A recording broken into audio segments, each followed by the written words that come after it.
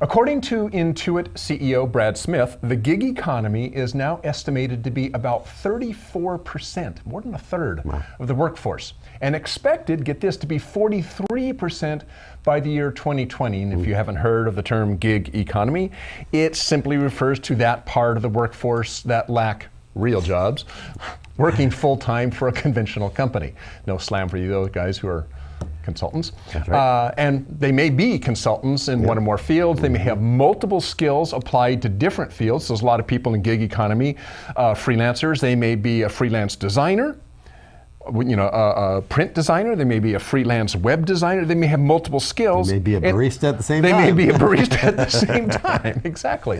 And we're actually even talking independent tradespeople like plumbers and electricians that have their own companies. Their incomes are from gigs, not full-time employment with one company. So 43% by 2020, says Brad Smith. Now, many of these are knowledge workers, we just kind of alluded to that, or creative types who choose this lifestyle despite the risks because they can make more money or be their own boss or have a variety of jobs and so forth.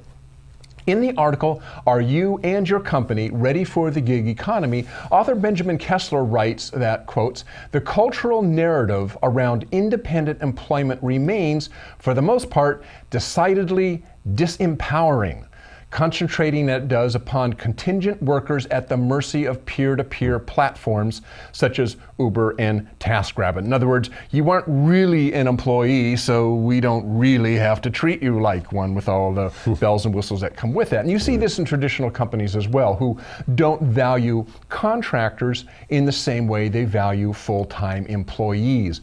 The Freelancers Union, which represents freelancers of all types, not just those that use online platforms, claim employers stiff the average freelancer $6,000 a year. We're just not going to pay you. So they just don't pay them. Yeah, they just don't pay them. You didn't deliver the service. So what are you going to do? You're going to hire a lawyer to go for what's relatively. Yeah, right, exactly. So this is a big issue. Now, all of this has a couple of impacts. First, a contractor, a freelancer, a gigger has to support be their own best support. I come first, not the company I'm working for on this project. It almost sets up a me-you tension. And second, employee loyalty for full-time employees is becoming less and less a thing as companies are less able to offer material support like 100% healthcare coverage or retirement, things like that.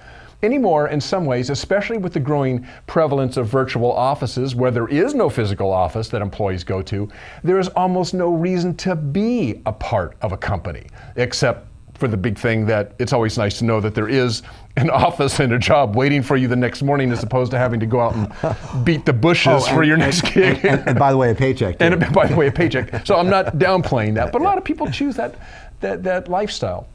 Now, Kessler points to research being done by Gianpiero Petriglieri, INSEAD Associate Professor of Organizational Behaviors, and his associates, which took a close look at how thriving freelancers manage their lives and careers outside the stabilizing structure of an organization. In an interview with Kessler, Petriglieri hints at how companies can do a better job at attracting and building loyalty with its contractors by giving them the things that contractors have become comfortable with in order to survive. He says that their research shows there are 4 types of connections that are important to freelancers that help them feel stable and connected.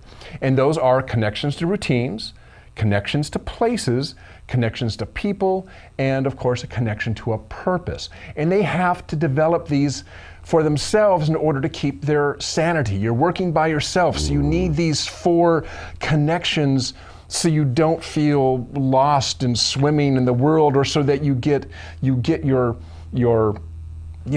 strokes, right? You feel like you're doing something worthwhile. It's important, freelancers, because you're not getting that feedback that you get within a company. Yeah. So, Petriglieri suggests that companies could offer to help employees cultivate the same types of connections they need to score their next gig and beyond. Organizations that help talent develop these connections could inspire loyalty that lasts long after that person has moved on to their next gig. So in a sense, companies need to replace the lack of material security, which they are doing less and less of anyway, with something else. And that something else is connection, a connection to resources, a connection maybe to other business if they're working with freelancers. In other words, help them become better and more secure with what they do, help the freelancers do that. By the way, this refers to full-time employees as well. And this is kind of the crux of the story, is not only do you have more and more employees going freelance, leaving the company, the corporate world, working on their own. Hey, I've got all these skills, I'm doing them at home anyway. I'm already doing design work at home in a virtual office most of the time. Why should I work for this one company? Why not be a freelancer? But once they do that, there's all the issues, kind of the negative side of that, looking for work, looking for new jobs, so on and so forth. And at the same time this is going on, it's happening within companies as well, where people are feeling less loyalty because the company's not really giving them anything other than a paycheck. And companies are seeing this. So his, Petriglieri's takeaway is, look, for both the sake of your employees and also to attract good freelancers, you've got to be giving them something other than just a paycheck. You got to be giving them something more, otherwise you're not going to attract the best freelancers. Right, and you want to do that. The best freelancers are going to go where they're going to go, and they have no loyalty to you because you haven't been giving them anything.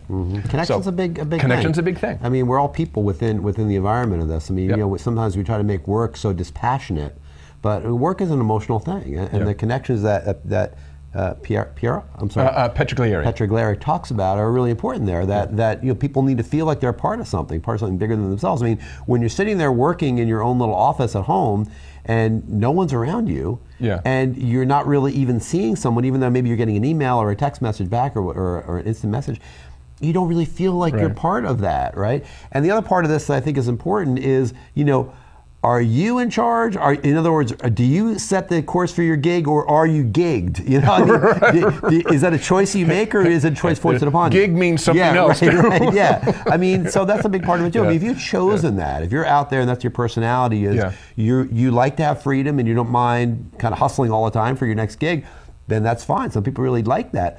Others want security, and they may get forced into the gig economy because they lose their position with the company, or for whatever reason. They're going to be the ones that are going to need more support. The ones that do it of their own volition, I think, are the ones that are maybe more comfortable with the vagaries of that. The ones that are forced into it are the ones that really, I think, you need the support on. So really interesting topic there. I think it's very, very relevant.